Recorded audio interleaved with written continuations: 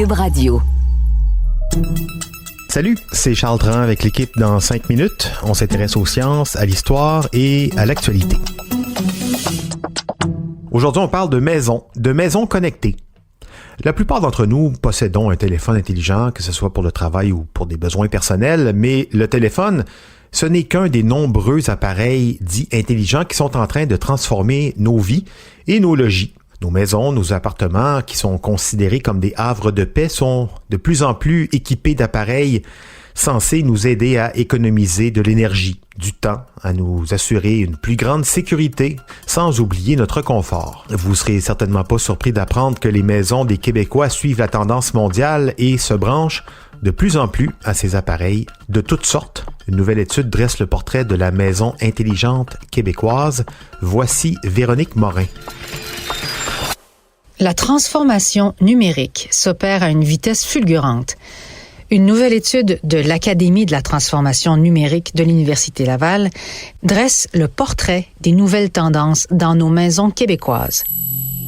D'abord, il faut noter qu'en 2020, plus du tiers des Québécois possèdent un appareil intelligent dans son logis du genre caméra de surveillance, thermostat ou système d'éclairage intelligent. L'étude en question démontre qu'en un an, l'usage de ces appareils chez ceux qui en possèdent un a augmenté de 15 %.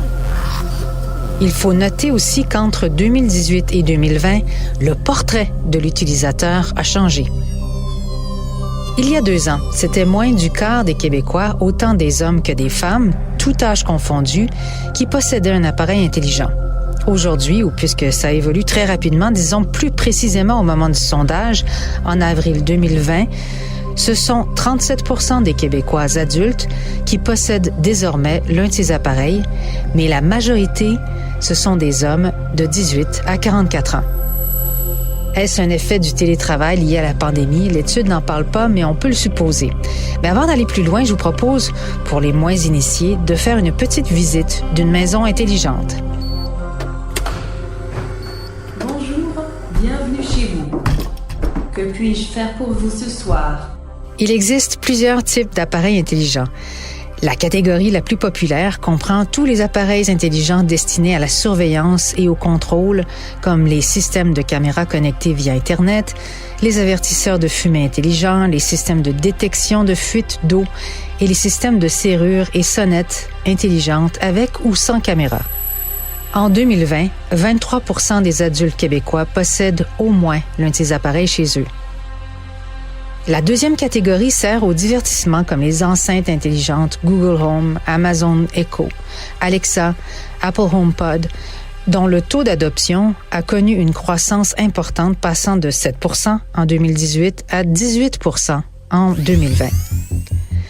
Ces enceintes exécutent vos commandes vocales pour jouer votre musique ou film préféré ou lancer une application de jeu vidéo ou ouvrir, fermer les lumières et répondent à des questions simples du genre « Quel temps fera-t-il demain ?» en se branchant sur Internet. La troisième catégorie comprend tous les appareils intelligents servant à contrôler l'énergie dépensée, comme les systèmes de thermostat, les systèmes d'éclairage connectés via Internet. 12 % des adultes québécois détiennent au moins un objet de cette catégorie. Les électroménagers connectés constituent une autre catégorie dont le taux de possession est passé de 4 % en 2018 à 9 % en 2020. Finalement, une cinquième catégorie rassemble toute la gamme des objets intelligents destinés à assurer la sécurité des personnes, en particulier celle des personnes âgées maintenues à domicile, tels que les avertisseurs de chute que 4 % des adultes québécois possèdent. Le téléphone intelligent demeure l'outil de contrôle préféré pour gérer les objets connectés au foyer par plus de 51 % des Québécois interrogés. La majorité des jeunes de 18 à 34 ans, 66 %, croient que les appareils intelligents permettent d'améliorer leur confort et leur qualité de vie. Dans l'ensemble, les gens disent se procurer ces appareils pour assurer leur sécurité et avoir un meilleur contrôle de leur foyer. L'économie d'énergie constitue aussi une forte motivation. Malgré tout, une majorité de Québécois, 62 %, ne voient toujours pas l'utilité ni la pertinence de ces appareils. Plus du tiers de ceux qui n'ont pas d'appareil intelligent affirment qu'ils ne les achètent pas parce qu'ils ne les utiliseraient pas assez souvent. Le prix et l'inquiétude face à la sécurité et la confidentialité des données sont également des freins importants et font en sorte qu'une majorité de Québécois résistent toujours à la tendance. Ouais, mais sait-on encore pour combien de temps est-ce qu'on va résister à cette tendance? Parce que derrière tous ces appareils dits intelligents, il y a toute une machine de marketing très puissante.